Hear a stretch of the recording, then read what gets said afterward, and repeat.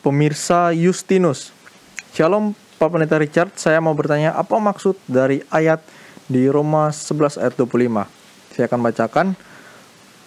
Sebab saudara-saudara, supaya kamu jangan menganggap dirimu pandai, aku mau agar kamu mengetahui rahasia ini. Sebagian dari Israel telah menjadi tegar sampai jumlah yang penuh dari bangsa-bangsa lain telah masuk. Silakan Pak Pendeta. Terima kasih. Ayatnya sudah dibacakan tadi. Kita buka bersama Roma pasal yang ke-11. Roma pasal yang ke-11. Ini adalah perkataan Paulus kepada jemaat yang ada di Roma.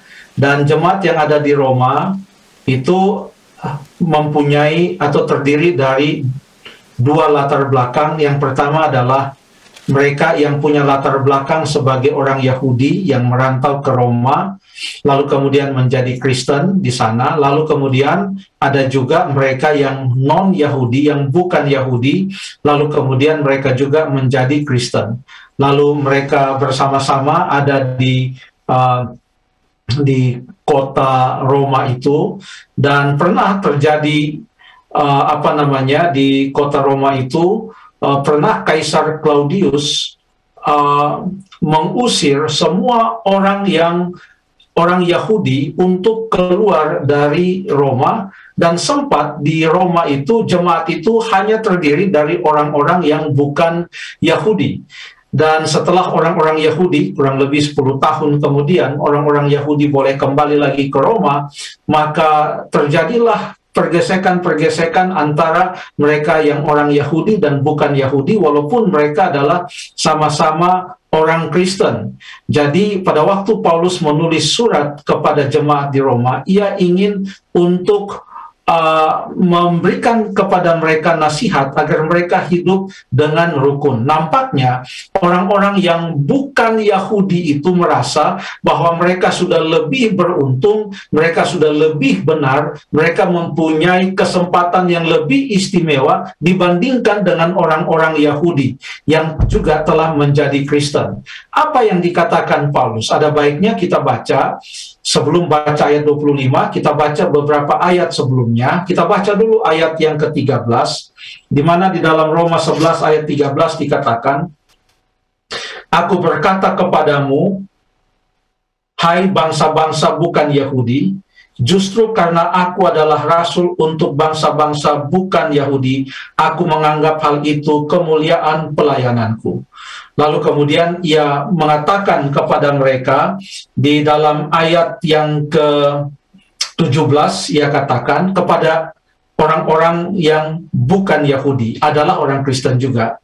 Ayat 17 mengatakan, karena itu apabila beberapa cabang telah dipatahkan dan kamu sebagai tunas liar telah dicangkokkan di antaranya dan turut mendapat bagian dalam akar pohon zaitun yang penuh getah, janganlah kamu bermegah terhadap cabang-cabang itu.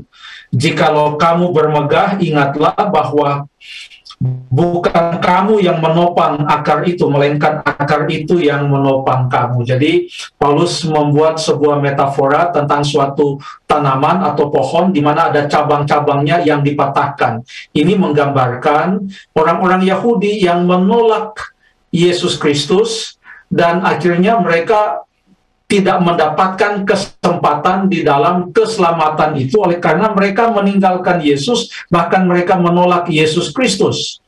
Lalu Paulus katakan, setelah cabang-cabang itu dipatahkan, maka kalian ini dicangkokkan kepada batang pohon itu. Jadi jangan sampai kalian bermegah, sebab kalian pun dicangkokkan dan ditempelkan kepada batang pohon itu. Ini adalah kesempatan kalian, adalah merupakan berkat dan kasih karunia bagi kalian, sehingga janganlah bermegah bila mana sekarang kalian telah menerima Yesus dan telah menjadi orang Kristen.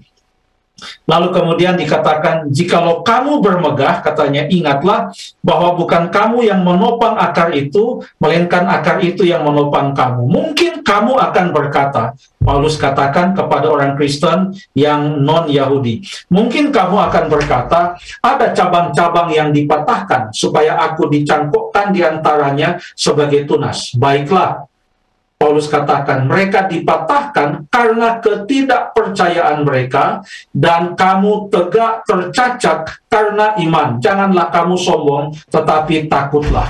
Jadi Paulus mengatakan, keselamatan itu hanyalah kasih karunia Tuhan. Itu adalah oleh karena iman. Janganlah orang-orang Kristen yang bukan Yahudi ini merasakan bahwa merekalah yang telah berhasil untuk menjadi pengikut Yesus. Mereka dipanggil menjadi pengikut Yesus, itu pun adalah kasih karunia.